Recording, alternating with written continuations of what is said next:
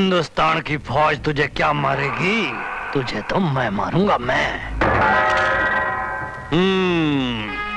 मैं जानता था जैसे ही मेरी बंदूक तेरी कनपट्टी पे आएगी ना, डर के मारे तेरी बंदूक नीचे गिर जाएगी। पर आतंकवादी तो अपने आप को बड़ा होशियार समझता है, बंदूक अपने पास गिराई है। हाँ? अभी सब सेट करता हूं।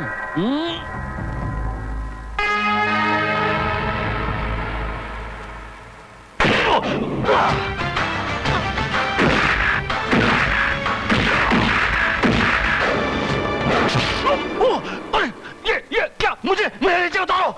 अरे मुझे मत मारो, मुझे मत मारो, मुझे मत मारो, मुझे मत मारो। अरे मारना है तो इसके बाप को मारो जिसके कहने पे मैंने सब कुछ किया। मैंने जो कुछ भी